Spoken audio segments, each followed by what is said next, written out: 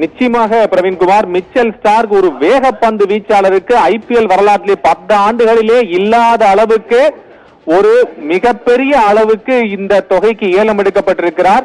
ஒரு பவுலர், ஆஸ்திரேலிய நாட்டை சேர்ந்த ஒரு ஃபாஸ்ட் பவுலர் 24.75 கோடிக்கு, கிட்டத்தட்ட 25 கோடிக்கு எந்த ஐபிஎல்லுமே இல்லாத தொகை இந்த அளவுக்கு ஏலம் போயிருக்கக்கூடியது முதன்முறையாக இந்த ஐபிஎல் மட்டும்தான். இப்போது நாம் சற்று முன்னதாக பார்த்தோம், பேட் கமின்ஸ் இதே ஆஸ்திரேலிய நாட்டை சேர்ந்த ஒரு கேப்டன் அதிகபட்சமாக 20 கோடிக்கு ஏலம் போயிருந்தார். ஆனால் தற்போது மிச்சல் ஸ்டார்க் 24.75 கோடி, கிட்டத்தட்ட 25 கோடிக்கு ஏலம் போயிருக்கிறார். ஸ்டார்க்கை ஏலம் எடுத்திருக்கிறார்கள் கொல்கட்டாவுக்கும் குஜராத்திற்கும் இடையே கடுமையான போட்டி இருந்தது. யார் எடுக்க போகிறார்கள்? ஒருவரை மிஞ்சி மற்றொருவர் 10 கோடியிலிருந்து ஆரம்பித்து 10, 12, 13, 14, 15, 20, 24, 24.75 என்று ஏலத்தை உயர்த்தி விட்டிருக்கிறது குஜராத். ஆனால் நாங்களும் சளைத்தவர்கள் அல்ல என்று அவர்கள் தற்போது கொல்கத்தா நைட் ரைடர்ஸ் அவர்களிடம் 31 கோடி இருக்கிறது, 31.7 கோடி இருக்கிறது மொத்தமாக இருக்கக்கூடிய தொகை. ஆனால் 24.75 கோடிக்கு இந்த ஒரே ஒரு வீரரை மட்டும் வாங்கி இருக்கிறார்கள். அந்த அளவுக்கு நானே தகுதியா என்று அவரே ரூம் போட்டு யோசிக்கக்கூடிய அளவிற்கு மிச்சல் ஸ்டார்க் இப்போது யோசித்துக் கொண்டிருப்பார். உடனடியாக இந்த அளவுக்கு என்னை எடுத்திருக்கிறார்கள் என்று ஆனந்த கண்ணீர் விட்டுக் கொண்டிருப்பார் மிச்சல் ஸ்டார்க். 24.75 கோடிக்காக ஏலம் போயிருக்கிறார். இந்திய வரலாற்றிலேயே அதிகபட்சமாக 60 விக்கெட்டுகள் எடுத்திருக்கக்கூடிய ஒரு அந்த வேர்ல்ட் கப் பார்க்கின்ற போது இந்த ஆண்டு நடைபெற்ற உலக கோப்பையில் 60 விக்கெட்டுகளை எடுத்திருக்கக்கூடிய ஒரு சிறந்த இந்த வேர்ல்ட் கப்பில் 2023 மட்டும் 60 விக்கெட்டுகளை எடுத்திருக்கிறார். அந்த அளவுக்கு மிகச்சிறந்த ஒரு பந்து வீச்சாளர் மிச்சல் ஸ்டார்க். ஒரு அருமையான பந்து வீச்சாளர் என்று சொல்வதை விட அதே போல ஒரு பேட்ஸ்மேனை கலங்கடிக்கக்கூடிய அளவுக்கு பந்து வீசக்கூடிய ஒரு திறமையான பந்து வீச்சாளர் என்பதை தான் நாம் பார்த்துக் கொண்டிருக்கிறோம். அதுவும் குறிப்பாக இடது கை பந்து வீச்சாளர்களிலேயே குறிப்பிடத்தகுந்த பந்து வீச்சாளராக இவர் இருக்கிறார். பொதுவாக வலது இடது என்று வருகின்ற போது 2 வலது கை பேட்ஸ்மேன் வருகின்ற போது முதலாவதாக மிச்சல் ஸ்டார்க்கை பந்து வீச செய்வதுதான் புத்திசாலித்தனம் என்றெல்லாம் கூட பேசுவார்கள்.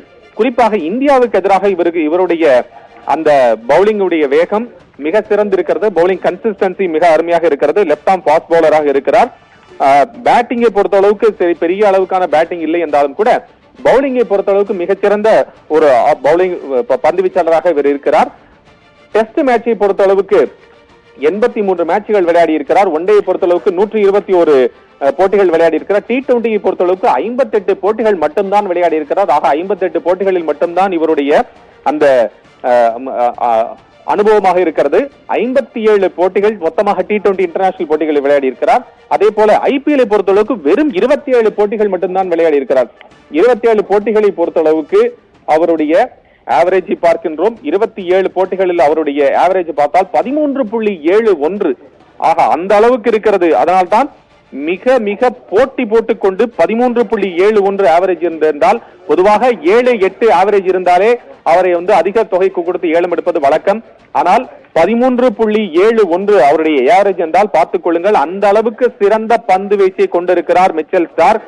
ஐபிஎல் வரலாற்றிலேயே அதிக ஏலம் தொகைக்கு போனவர் என்கின்ற அந்த சாதனையை ஒரு ஆல்ரவுண்டர் பெறவில்லை, ஒரு பேட்ஸ்மேன் பெறவில்லை. ஆனால் ஒரு பவுலிங் ஆல்ரவுண்டர் பெற்றிருக்கிறார். குறிப்பாக இவர் பவுலிங் ஆல்ரவுண்டர் சொல்வதை விட ஒரு பவுலர் ஆல்ரவுண்டராக ஜொலித்திருக்கிறார். 13.75 என்று என்கின்ற அளவில் இருக்கிறார். இவருடைய பந்து வீச்சை பார்க்கின்ற போது 12.41 என்பதை பார்க்கின்றோம்.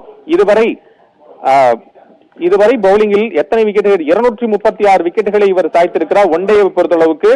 அதே போல T20 மேட்சுகளில் 73 விக்கெட்டுகளை சாய்த்திருக்கிறார்.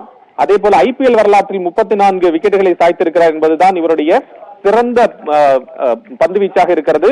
அதே போல இவருடைய சிறந்த பந்து வீச்சு பெஸ்ட் என்று சொல்லுவோம் எது என்று பார்த்தோமே ஆனால் 15 ரன்களை மட்டுமே கொடுத்து 4 விக்கெட்டுகளை வீழ்த்தி இருக்கிறது தான் இவருடைய மிக சிறந்த பந்து வீச்சாக கருதப்படுகிறது. வெறும் 15 ரன்கள் மட்டும் கொடுத்து 4 விக்கெட்டுகளை வீழ்த்தி இருக்கிறார் மிச்சல் ஸ்டார்க். ஆனால் கூட 24.75 கோடிக்கு நாமே தகுதியானவரா என்று அவரே யோசிக்கக்கூடிய அளவிற்கு இப்போது அவர் ஏலம் சென்றிருக்கிறார் என்பதை தான் பார்த்து வேண்டியிருக்கிறது. அவரை மும்பை இந்தியன்ஸும் அதே போல அடுத்தடுத்து மும்பை இந்தியன்ஸும் கொல்கத்தாவும் மாற்றி அவர் ஏலம் கோரியிருந்தார்கள். கடைசியில் கொல்கத்தா அவர்களுக்கு அடுத்ததா இந்த அளவுக்கு ஏலத்தொகையை கொடுத்து அவர் எடுத்திருக்கிறார்கள். அதே போல சிவம் மாவி இந்தியாவுடைய ஒரு நல்ல பந்து வீச்சாளர். அவரும் தற்போது ஏலத்தொகையில் உள்ள அந்த பிட்டில் இருந்திருக்கிறார். அந்த ஏலம் கோரப்பட்டிருக்கிறார். அந்த ஏலத்தில் அவர் எவ்வளவுக்கு ஏலம் எடுக்கப்பட்டிருக்கிறார் என்று நாம் பார்க்கிறோம். கடந்த முறை குஜராத்துக்காக விளையாடியிருந்தவர் சிவம் மாவி. ஒரு முறை சிஎஸ்கே கோகம் விளையாடி இருக்கிறார். 6.4 கோடிக்கு ஏலம் சென்றிருக்கிறார். லக்னோ அணி அவரை ஏலம் எடுத்திருக்கிறது. கடந்த முறை குஜராத்துக்காக விளையாடின 2023 கடந்த முறை என்று நாம் சொல்கின்ற போது இந்த 2023ஆம் ஆண்டு நடந்த ஐபிஎல் தொடரில் அவர் குஜராத்துக்காக விளையாடியிருந்தார். தற்போது 6.4 கோடிக்கு லக்னோ அணி அவரை ஏலம் எடுத்திருக்கிறது. ஆனால் ஐபிஎல் வரலாற்றிலேயே ஒரு பந்து வீச்சாளர் மிச்சல் ஸ்டார்க் கிட்டத்தட்ட 25 கோடி ரூபாய்க்கு ஏலம் எடுக்கப்பட்டிருக்கிறது.